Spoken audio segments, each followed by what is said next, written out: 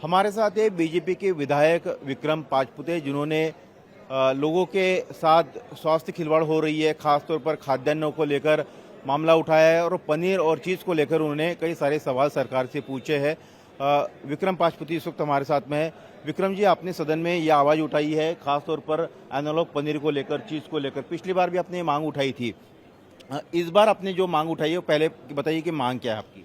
एक तो मैंने मार्च 2025 से ये शुरुआत की थी और मेरा ये कंसर्न था कि जो एनालॉग चीज़ पनीर के नाम पे बिकता है उस पर कोई निर्बंध आने चाहिए। और गवर्नमेंट ने, स्टेट ऑफ महाराष्ट्र गवर्नमेंट ने ये निर्बंध भी लाए और 1 मई से हर एक रेस्टोरेंट को, हर एक होटल को ये कंपलसरी किया गया जिनके यहाँ पे एनालॉग चीज़ बिकता है, उन्होंने ये उनके मेन्यू कार्ड में स्पेसिफाई करना चाहिए एनालॉग चीज़ है। लेकिन आज की डेट में हर एक रेस्टोरेंट ने अपने यहाँ पे बोर्ड लगा दिया, वी डोंट सेल एनालॉग चीज़, और बात खत्म, मेनू कार्ड में कोई बदल नहीं है। मैंने पिछले कुछ दिनों में कुछ ऐसी नामांकित रेस्टोरेंट्स है जिनके यहाँ से मैंने सैंपल्स उठाए, बाकायदा सैंपल्स उठाए के वो टेस्टिंग के लिए भी दिए और ये गवर्नमेंट लैब से रिपोर्ट्स आए हैं। और अभी मेरा ये हाफ एन आवर डिस्कशन अभी पेंडिंग है, इसलिए ये कौन से ब्रांड के हैं मैं आज यहाँ पे नहीं बोल सकता, लेकिन जल्दी ही वो टेबल हो जाएगा हाउस में, तब आपको ये नाम मिलेंगे। और ये रिपोर्ट्स जब मैंने ये सैंपल्स दिए, इसके रिजल्ट बहुत शॉकिंग थे। हर एक सैंपल में वहाँ पे चीज़ नहीं बल्कि एनालॉग चीज़ था, पनीर नहीं बल्कि एनालॉग चीज़ था। तो ये बहुत शॉकिंग है। पनीर या फिर चीज़ ये प्योर दूध से बनता है, लेकिन जो एनालॉग शब्द है, एनालॉग चीज़ जो बनता है वो ऑयल से बनता है और वो भी उसमें पहले वो वेजिटेबल फैट से बनता था, आज की डेट में वो सैचुरेटेड पाम ऑयल से बनता है। और saturated palm oil, actually palm oil खाना ही घातक है और उसमें अगर सैचुरेटेड पाम ऑयल अगर आप खाओगे तो वो हानिकारक है, ये किसी ने बोलने की ज़रूरत नहीं है। एनालॉग चीज़ या एनालॉग जो पनीर है उसको पनीर या चीज़ के नाम से बेचा जा रहा है और आपने जो कहा था कि इसका मेंशन करना ज़रूरी है मेन्यू कार्ड में, लेकिन उसका पालन भी नहीं हो रहा है और वो कह रहे हैं कि हम बेचते ही नहीं है। नहीं हो रहा है क्योंकि वो हम लोग बेचते ही नहीं है और महाराष्ट्र गवर्नमेंट के पास लैब्स बहुत कम है, इसलिए मैंने ये स्ट्रिंग ऑपरेशन किया था। और फिर गवर्नमेंट का ये कहना था कि हमारे यहाँ पे लॉ नहीं है, ये सेंट्रली ड्रिवन लॉ है, इसलिए हम लोग इसमें कोई निर्देश नहीं दे सकते। तो फिर मैंने ये फूड सेफ्टी स्टैंडर्ड एक्ट 2006 जो सेंट्रल गवर्नमेंट का है वो निकाला। वो 23 अगस्त 2006 का ये एक्ट है और ये एक्ट में कुछ प्रावधान ऐसे दिए गए हैं सेंट्रल गवर्नमेंट ने स्टेट गवर्नमेंट को।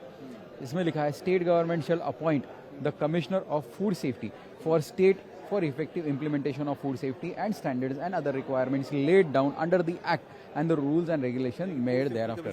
तो फूड सेफ्टी कमिश्नर अपॉइंट करो, उनको अधिकार है। उसमें सबसे इंपॉर्टेंट अधिकार जो दिया है, जो क्लॉज नंबर 2 में से क्लॉज नंबर 2A है, उसमें लिखा है, prohibit in the interest of public health the manufacture, storage, distribution or sale of any article of food either in the whole of state or any area or part there of such period not exceeding 1 year and it should be considered as a official gadget। तो मैंने ये इसके हिसाब से मैंने आज minister साहब से मुलाकात की थी, FDA मिनिस्टर जो नरहरि झिरवळ साहब है, उनसे मुलाकात की और डायनेमिक ऑफिसर आज ये डिपार्टमेंट को कमिश्नर मिले हैं तुकाराम जी मुंडे साहब।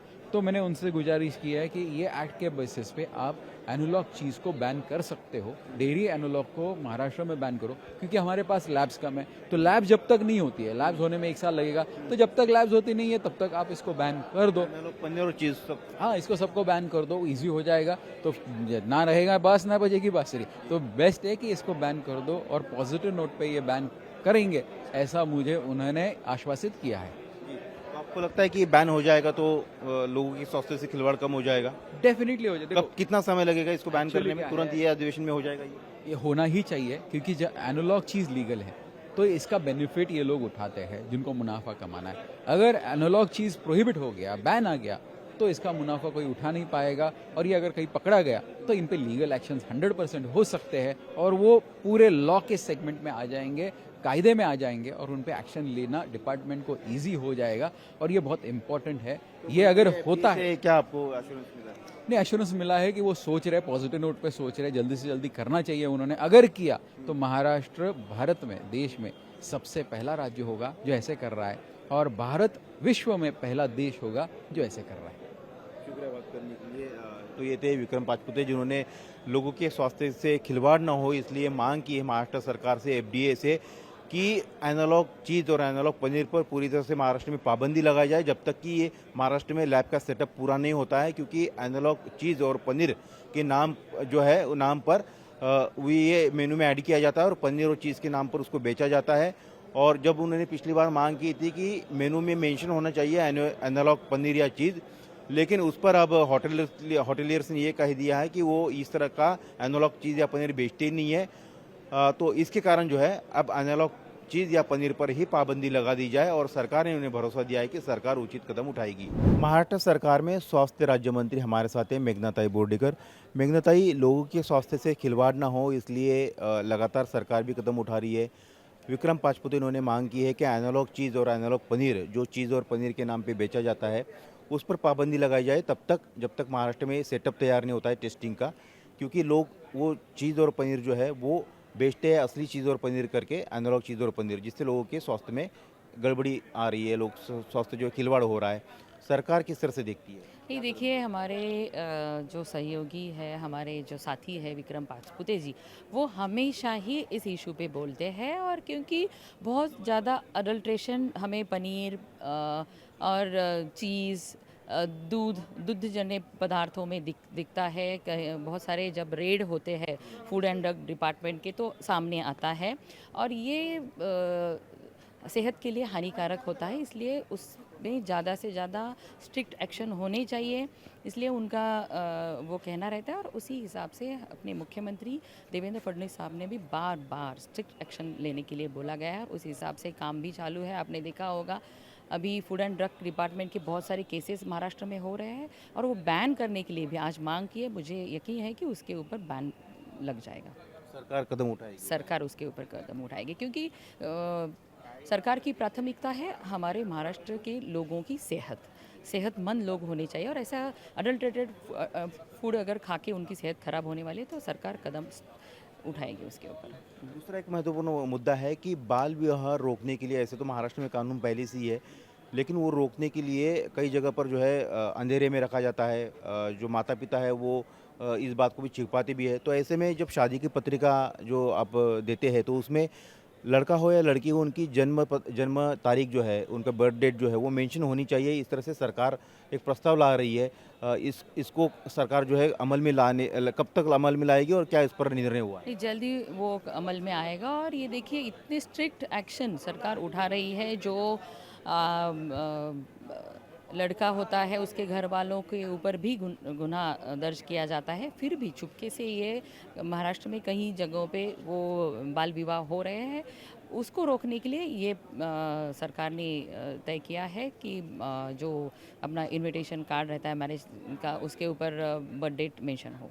तो अगर कोई इसमें लबाड़ी करता है, छिपाता है, तो उस पर कानूनी स्ट्रिक्ट एक्शन होगी? उसका कोई ड्राफ्ट बनाया और जन जागृति भी कर रहे हैं? स्ट्रिक्ट एक्शन होगा। अभी भी जो भी गांव में पुलिस पाटिल रहते हैं, सरपंच रहते हैं, उनको भी मैसेज दिया जाएगा कि उनको भी इसमें उनके ऊपर भी एक्शन लिया जाएगा अगर कोई ऐसा इंसिडेंस होता है तो। तो ये थे महाराष्ट्र के स्वास्थ्य राज्य मंत्री, जिन्होंने कहा कि महाराष्ट्र सरकार जो है एनालॉग चीज़ और पनीर को बैन करने के लिए सख्त जो है कदम उठाएगी और इस तरह का कानून भी जल्दी बनाएगी। देखो, महाराष्ट्र में कानून व्यवस्था पूरी बिगड़ चुकी है। ये हमने कई बार बोला। सरकार कोई राज्यों के पुरावे देती कि हमारे राज्य में इससे भी कम है, यानी सरकार ये मानती है कि हमारे राज्य में भी कानून व्यवस्था खराब है। अब जहाँ सरकार बैठती है, और अभी अधिवेशन चल रहा है महाराष्ट्र विधानसभा का, और ऐसे समय में मुंबई में अगर घटना होती है तो मुझे लगता है कि ये सरकार का फेलियर है। और सरकार का फेलियर की होने की वजह से ही ये स्थिति आज पैदा हो चुकी है। सरकार की जो प्रशासन के ऊपर पकड़ चाहिए थी वो ख़त्म हो चुकी है।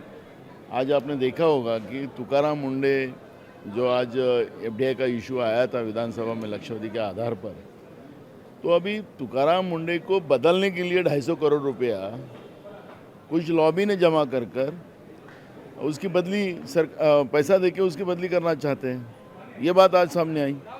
तो मुद्दा ऐसा है कि सरकार बदलियां जो करती है अधिकारियों की, वो पैसे लेके करती है क्या, ये सवाल खड़ा हुआ है। तो सवाल इतने सारे हो गए कि महाराष्ट्र में कानून व्यवस्था की वजह से जो बिगड़ चुकी जो कानून व्यवस्था है उससे महाराष्ट्र की जनता असुरक्षित है, ये अब सबको मान्य करना पड़ेगा ऐसी परिस्थिति में। तुकाराम मुंडे की बात ये एक तरफ, तुकाराम मुंडे की इस्तीफे की तबादले की बात पर जो है राजनीति चल रही है, दूसरी तरफ यहाँ बीजेपी के विधायक मुद्दा उठाते हैं कि राज्य में एनालॉग पनीर और एनालॉग चीज़ जो है वो बेचा जा रहा है और राज्य के लोगों के साथ खिलवाड़ किया जा रहा है, वो बंदी की मांग कर रहे हैं। वही मुद्दा है कि जो हमने सरकार को कई बार बताया, ये सरकार को अब 13 साल हो गया महाराष्ट्र में, फडणवीस सरकार को, बीच में एकनाथ शिंदे की सरकार हुई और उसमें आपने देखा होगा कि ये जो प्रयोगशालाएं जो होती है एफडीए की, ये सरकार के पास नहीं है, सिर्फ 3 या 4 है और वहाँ पे भी नीचे में बैठे हुए अधिकारी जो है वो जो नमूना उसमें जाता है जो सैंपल का, उसको वो लोग नॉर्मल कर देते हैं। तो जो लोगों को जहर बेच रहे हैं वो लोग अपने आप बच जाते हैं। तो प्रशासकीय व्यवस्था में जो भ्रष्टाचार बढ़ चुका है उसका रीज़न ही है कि सरकार पैसे लेके इनकी बदलियाँ करते हैं और उसके आधार पर ये जो कमीशन खोरी जो बढ़ी है 55% की, जो कोल्हापुर में कॉन्ट्रैक्टर लोगों का जो आंदोलन हुआ, उनने कैसा कमीशन खाते ही ये सरकार में, उसका एक अच्छा उदाहरण दिया और 55% कमीशन महाराष्ट्र की सरकार लेती है, इस तरह की बातें उनने सामने लाई है। तो ये जो स्थितियाँ जो पैदा हुई है ये भ्रष्ट सरकार के वजह से हुई है। सर आज मुंबई में आज बारिश हुई और मेयर के सामने ही एक आदमी, महापौर के सामने सरकारी अधिकारी गड्ढे में गिर जाता है। कितनी गंभीर है, बड़े बड़े दावे किए थे कि सफाई इस बार हो गई है, पहले ही हो गई है, इस बार पानी नहीं भरेगा और बीजेपी के लोग अभी ये कह रहे हैं कि उनके नेता कि ये सब उद्धव ठाकरे और तत्कालीन सरकार का ये गंदगी है, उन्होंने भ्रष्टाचार किया है, उसको हम धीरे धीरे साफ कर रहे हैं। मुझे यह लगता है कि दावा करने वाली सरकारें जो कई सालों से सत्ता में हैं, उद्धव ठाकरे जी सत्ता में थे 2019 से 2021 तक, उसके बाद तो यही सत्ता में है, अभी अपन 2026 में हैं और 2026 में रहने के बाद चुनाव नहीं हुए महानगर पालिका के, सरकार ने जानबूझकर चुनाव नहीं किया।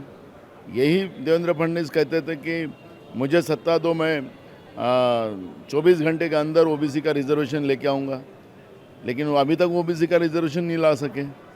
और मुझे ये कहना है कि प्रशासकीय काल में ये सरकार ने मुंबई महानगर पालिका को कितना लूटा, जो डिपॉजिट था वो कैसा लूटा, उसकी एक श्वेत पत्रिका ये सरकार ने जाहिर करना चाहिए।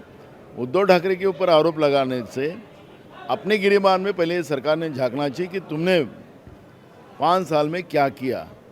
और मुंबई की जो बदहाली बना के रखी है उसका दर्शन आज हुआ है कि उनका ही अधिकारी इनके ही मेयर के सामने वो गड्ढे में गिर रहा है। तो आम जनता की हालत क्या होगी इससे अंदाज लगा सकते हैं। ना आज शिवसेना उद्धव ठाकरे पार्टी के सांसदों को ओम बिरला जी ने बुलाया है। इस तरह से 6 लोग उनके साथ, शिंदे जी के साथ ज्वाइन हुए। वो कह रहे हैं कि न्याय की अपेक्षा, आपको लगता है कि न्याय होगा, ओम बिरला करेंगे जिस तरह से ये लोग ज्वाइन हुए? देखो, ये सोची समझी चाल है। नरेंद्र मोदी जी जो कहेंगे वही ओम बिरला स्पीकर जो लोकसभा के वही करेंगे। तो ये सोची समझी चाल है, इसलिए ये जो कहानी बनाने की कोशिश कर रही है ये सिर्फ दिखावा है। वो डिसाइड है और वो जिस तरह से हुआ है वही सामने आएगा। नामकरण को लेकर हमेशा राजनीति आते शुरू है। केएम हॉस्पिटल का नाम बदलना चाहिए, ऐसे विधानसभा विधान परिषद में ये मुद्दा उठा। बीजेपी चाहती है कि नाम बदले, केएम का बाकी लोग चाहते हैं कि उसका स्वास्थ्य सुविधा फैसिलिटीज वहाँ पर बढ़े, नाम बदलने से अच्छा है। अब भी ये लोग कह रहे हैं कि जिन लोगों ने पहले मुंबई का नाम बदला, आज वही लोग केएम का नाम बदलने का विरोध कर रहे हैं। लोढ़ा कहते हैं कि केएम के नाम से कसाब की याद आती है। मुझे लगता है कि अच्छी सुविधा है। बम्बई जैसे शहर में जो हमारा एक दुनिया भर के लोग हमारे मुंबई शहर में रहते हैं, मुंबई की पहचान पूरे दुनिया में है। यहाँ पर गवर्नमेंट का एक अच्छा हॉस्पिटल भी नहीं है कि जहाँ पे लोग विश्वास के साथ जाके इलाज कर सकें। 13 साल की सरकार ने, बीजेपी और उनके अलायंस की सरकार ने क्या एक अच्छा हॉस्पिटल भी मुंबई में बनाया? सिर्फ नाम बदलने से नहीं चलेगा। जो कांग्रेस के ज़माने में बने हुए हॉस्पिटल को ही अपना नाम बदल के अपने नाम को आगे बढ़ाने का काम ये लोग करना चाहते हैं। नाम बदलने से चलेगा, वहाँ पे व्यवस्था अच्छी बनाए वो चलेगा। नहीं तो राम मंदिर के नाम से लोगों से पैसा लूटा, राम मंदिर बना और राम मंदिर के बाद उसी राम मंदिर के अंदर में श्रद्धा से जो चढ़ावा आया था 500 करोड़ के ऊपर का, वो लूटने का काम भी बीजेपी कर रही है। तो ये भ्रष्ट व्यवस्था जो है, अपने सिद्धिविनायक मंदिर में भी वही हाल है और इसलिए सिद्धिविनायक का मंदिर में भी भ्रष्टाचार बड़े पैमाने में हुआ है। उसका भी हम अभी मेरे पास कागज आने वाले हैं, तो मैं अगले हफ्ते में वो आपके सामने रखूँगा।